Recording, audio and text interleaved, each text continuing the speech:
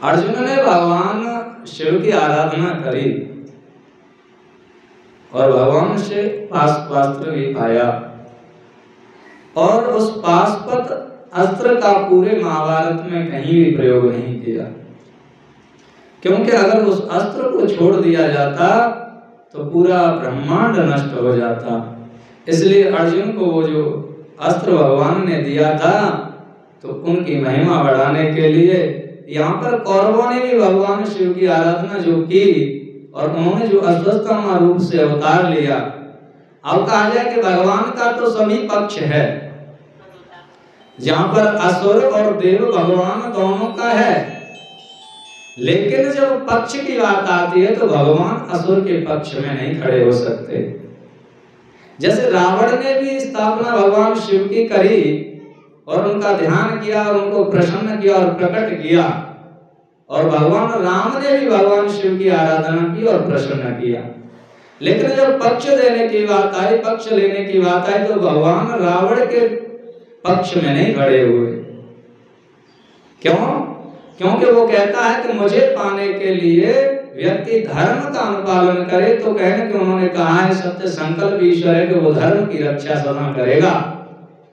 अब उधर को जैसे कोई हमारे उनके पक्ष में कोई भक्त है, तो उस पक्ष को दबाने के लिए उसे अधिक श्रेष्ठ भक्ति चाहिए। तो भगवान की आराधना करने के लिए अर्जुन को इसलिए भगवान कृष्ण ने भेजा कि उनसे पाशुपतास्त्र जब मिलेगा तो अर्जुन को कहा जाएगा कि पूरा का पूरा जो बल है वो प्राप्त होगा। भले ही भगवान ने अश्वत्थामा रूप से, क्योंकि भगवान का अंशावतार ही था अश्वत्थामा भगवान शिव का, कल की कथा में आया था। तो यहाँ पर जब अर्जुन कहते हैं कि मैं तो आपका सेवक हूँ और आप अंतर्यामी रूप से सभी हृदयों में बैठे हुए हो, तो भगवत गीता में भी यही प्रसंग आता है। यही तो कहते हैं भगवान कृष्ण, यही तो अर्जुन को कह रहे हैं कि मैं सभी हृदय देशों में व्यापक हूँ। और यहाँ पर भगवान शिव के लिए भी एक प्रश्न आता है, तो भगवान नाम से अगर कोई उच्चारण हो रहा है तो भगवान दो नहीं है, भगवान दो नहीं है। लेकिन यहाँ पर देश काल परिस्थिति आ जाती है, वहां पर किसी रूप से जब लीला करनी होती है उसको भगवान को, तो उसे दूसरे रूप से क्या लीला दिखानी है और उस रूप से क्या दिखानी है भगवान की विषय है और भगवान की जिम्मेदारी है। और सारी बातों का सार यहाँ पर है कि वो भक्तों के लिए क्या कर सकता है वो भगवान से ज्यादा दूसरा कोई नहीं जानता। भक्तों के सदा भगवान अधीन रहा है, इसलिए यहाँ पर अर्जुन बारंबार भगवान से यही प्रार्थना करते हैं, मैं तो आपका दास हूँ, आप तो सभी के अंतःकरण में विराजमान है, सभी के हृदय में बैठे हुए हैं, तो मैं आपसे क्या बताऊं और मैं आपसे क्या छुपाऊं। तो अर्जुन बोले, हे प्रभु आप सभी अंतःकरणों में अंतर्यामी रूप से स्थित हैं, अतः आपसे क्या कहूं। अब मैं जिस प्रकार इस श्लोक में सर्वश्रेष्ठ सिद्धि प्राप्त करूं वैसा उपाय कर दो। उन्होंने कहा कि किसी तरह अब इस लोक में अर्जुन कह रहे हैं भगवान शिव से कि मैं उस सिद्धि को प्राप्त करूं, ऐसा कुछ उपाय मेरे लिए कर दीजिए। तो नंदीश्वर बोले, ऐसा कहकर विनम्र हाथ जोड़कर अर्जुन नमस्कार करके भक्त वत्सल भगवान शिव के सामने स्थित हो गए। और स्वामी शिव जी भी पांडु पुत्र अर्जुन को इस प्रकार अपना परम भक्त जानकर बहुत संतुष्ट हो गए। उन्होंने प्रसन्न होकर सभी के लिए सर्वदा दुर्जय अपना पाशुपत अस्त्र अर्जुन को प्रदान कर दिया।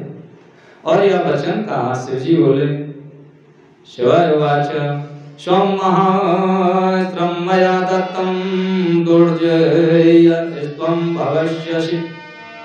भविष्यसि अनेन सर्वशत्रूणां जयकृतं यमवाप्नुहि कृष्णं च कथिष्यामि साहाय्यं ते करिष्यति सवै ममात्मभूतस्य मद्भक्त कार्यकारक। शिव जी बोले, मैंने अपना यह महान पाशुपत अस्त्र तुम्हें प्रदान किया, हे अर्जुन तुम इसे दुर्जय हो जाओगे। तुम इस अस्त्र की सहायता से शत्रुओं पर विजय प्राप्त करो। मैं स्वयं श्री कृष्ण से कहूंगा कि वे तुम्हारी सहायता करें, वे मेरे भक्त तथा मेरी आत्मा हैं और कार्य करने में सर्वदा समर्थ हैं। हे भारत, अब तुम मेरे प्रभाव से निष्कंटक राज्य करो और अपने भ्राता युधिष्ठिर से सर्वथा नाना प्रकार का धर्माचरण कराते रहो। नंदीश्वर बोले, ऐसा कहकर उन शिव ने अर्जुन के सिर पर अपना हाथ रखा और उनसे पूजित होकर वे तत्काल अंतर ध्यान हो गए और प्रसन्न मन वाले अर्जुन भी प्रभु से श्रेष्ठ पाशुपतास्त्र प्राप्त कर भक्ति पूर्वक गुरुवर शिव जी का स्मरण करते हुए अपने आश्रम को चले गए। जिस प्रकार शरीर में पुनः प्राण आ जाता है, उसी प्रकार अर्जुन को आया देखकर युधिष्ठिर आदि सभी भाई प्रसन्न हो गए और पतिव्रता द्रौपदी को भी अर्जुन के दर्शन से शुभ की प्राप्ति हुई। सभी पांडव परमात्मा शिव जी को प्रसन्न जानकर आनंदित हो गए तथा अर्जुन से सारा समाचार सुनकर वे सभी उस उत्तम वृत्तांत श्रवण से तृप्त नहीं हुए। उस समय उन महात्मा पांडवों के आश्रम में उनका मंगल प्रदर्शित करने के लिए चंदन युक्त फूलों की वर्षा होने लगी। उन लोगों ने भगवान शंकर को धन्य धन्य कहते हुए आनंद के साथ नमस्कार किया और अपने वनवास की अवधि को समाप्त जानकर यह समझ लिया कि अवश्य ही हम लोगों की विजय होगी। इसी समय अर्जुन को आश्रम पर आया हुआ जानकर श्री कृष्ण उनसे मिलने के लिए आए और सारा वृतांत जानकर हर्षित हुए और कहने लगे, इसीलिए तो मैंने कहा था कि शंकर सभी दुखों को नष्ट करने वाले हैं। मैं उनकी सेवा नित्य करता हूँ, आप लोग भी नित्य उनकी सेवा करें। हे सनत कुमार, इस प्रकार मैंने किरातेश्वर नामक शिवावतार का वर्णन आपसे किया। उसको सुनकर अथवा सुनाकर भी मनुष्य अपने समस्त मनोरथों को प्राप्त कर लेता है। बोले किरातेश्वर भगवान की जय।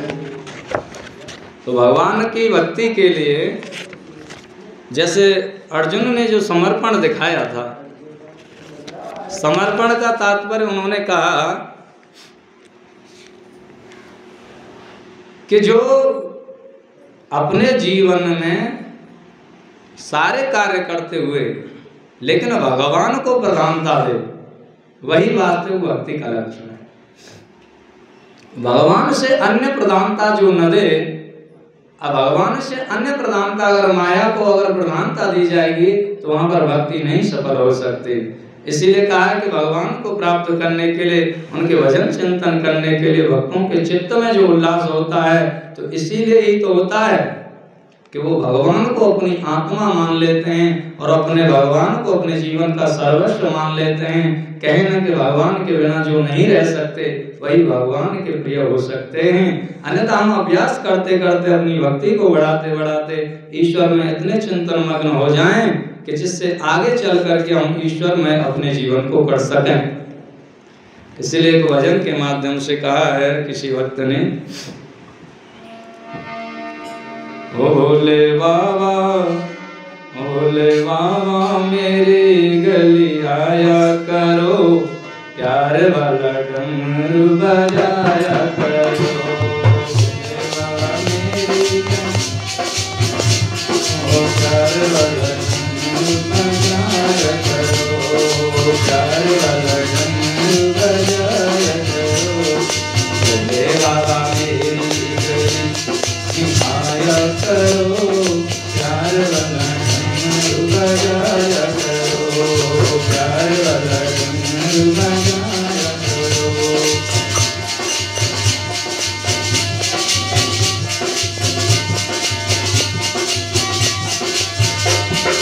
मंगल की आवाज सुन गणपति चले, हाँ गणपति चले। डमरू की आवाज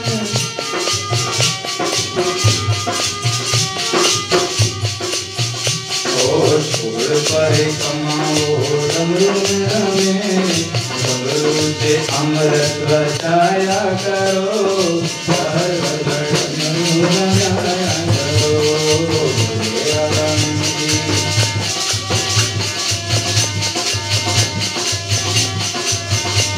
भोले मेरी गली आया करो, प्यार वाला डमरू बजाया करो, प्यार वाला डमरू बजाया करो।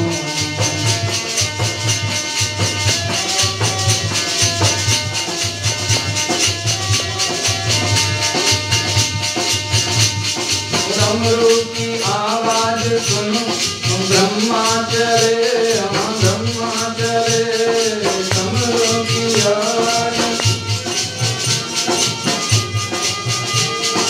छोड़ वेदों को डमरू में रमे, डमरू में रमे, डमरू से अमृत बजाया करो, हर हर डमरू बजाया करो।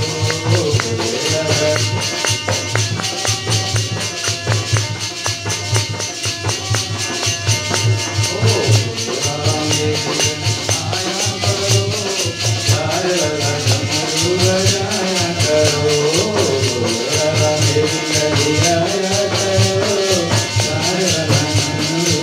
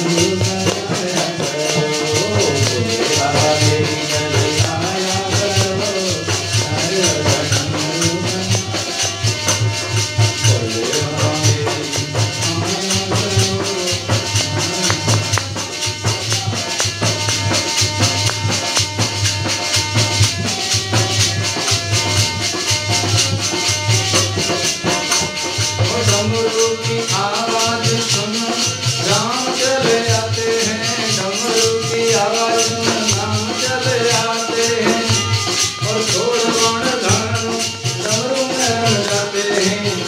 ओ डमरू की आवाज सुन वो डमरू में रम जाते हैं, चार वाला डमरू बजाया करो, भोले बाबा मेरी गली आया करो,